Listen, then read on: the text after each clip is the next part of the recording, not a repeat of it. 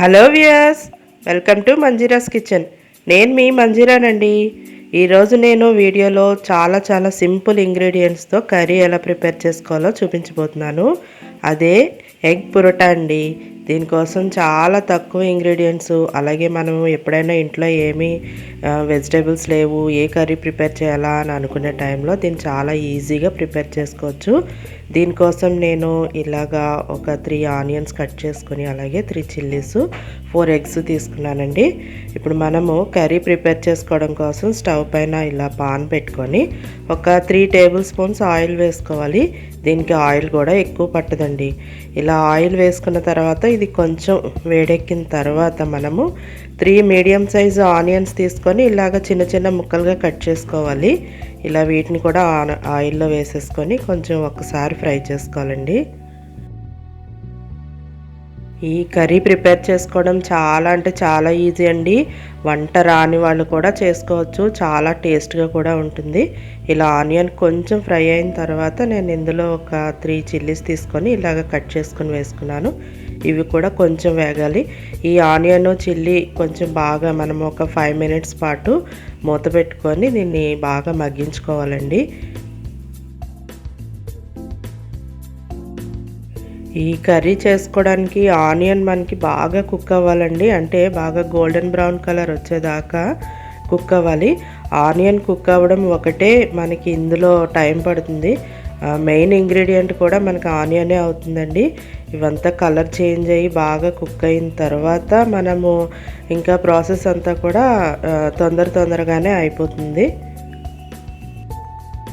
ఇప్పుడు చూడండి, ఆనియన్ అంతా బాగా కుక్ అయింది కదా. నేను టేస్ట్కి సరిపడా సాల్ట్ వేస్తున్నాను. ఈ సాల్ట్తో పాటుగా మనము ఒక 1/2 టేబుల్ స్పూన్ పసుపు, అలాగే 2 టేబుల్ స్పూన్స్ కారం కూడా వేసుకోవాలి. ఈ పసుపు, కారము, సాల్ట్ వేసుకుని మొత్తం అంతా కలుపుకోవాలండి.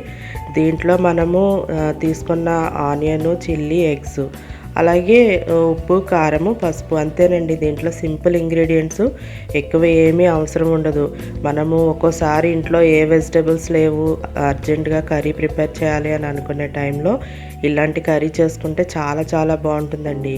మనము ఈవినింగ్ ఏమైనా చపాతీలో కూడా చేసుకోవచ్చు ఈ కర్రీని. ఇలా ఒకసారి అంతా కలుపుకున్న తర్వాత కొద్దిగా వాటర్ పోసుకోవాలి. ఇందులోను వాటర్ పోసుకొని ఒకసారి కలుపుకొని దీన్ని కొద్దిగా ఒక్క మరుగు వచ్చేదాకా మరిగించుకోవాలండి. మీకు నా వీడియో నచ్చినట్లయితే లైక్ చేయండి, షేర్ చేయండి, అలాగే నా ఛానల్ని తప్పకుండా సబ్స్క్రైబ్ చేసుకోండి. అలాగే పక్కనే వచ్చే బెల్ ఐకాన్ని తప్పకుండా యాక్టివేట్ చేసుకోండి. ఇప్పుడు మనము ఎగ్స్ తీసుకున్నాం కదండి. ఎగ్స్ని ఇలాగ పగలగొట్టుకొని బౌల్లో పక్కన పెట్టుకొని ఇలా కొంచెం బాయిల్ వస్తుంది చూసారా మన ఆనియన్ అంతా. ఈ ఎగ్స్ అన్నీ కూడా ఇందులోనే వేసేసుకోవాలండి.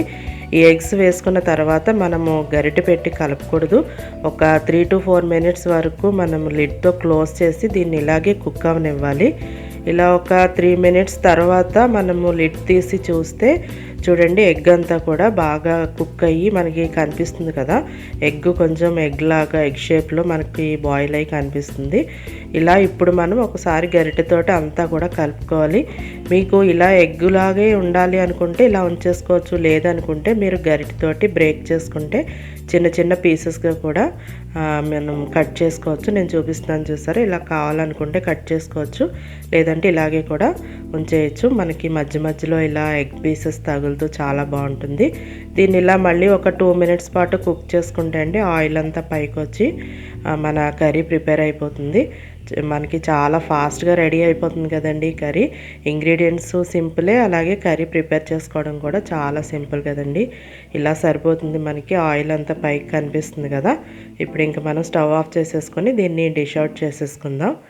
ఈ కర్రీనండి సింపుల్గా చెప్పాలంటే బ్యాచిలర్ కర్రీ అని కూడా అనొచ్చు. ఏ విధంగానూ వంట మీద అవగాహన లేని వాళ్ళు కూడా ఈ కర్రీ ప్రిపేర్ చేసుకోవచ్చు. సూపర్ టేస్ట్గా ఉంటుందండి ఇది. దీన్ని ఇలాగ కొత్తిమీరతో గార్నిష్ చేసుకొని సర్వ్ చేసేసుకోవడమే. దీన్ని రైస్లోకి తినొచ్చు, లేకపోతే చపాతీలోకి తినొచ్చు. దేంట్లోకైనా సూపర్ టేస్ట్గా ఉంటుంది. మీరు కూడా తప్పకుండా చేసుకొని మీకు ఎలా వచ్చిందో నాకు కామెంట్ చేయండి.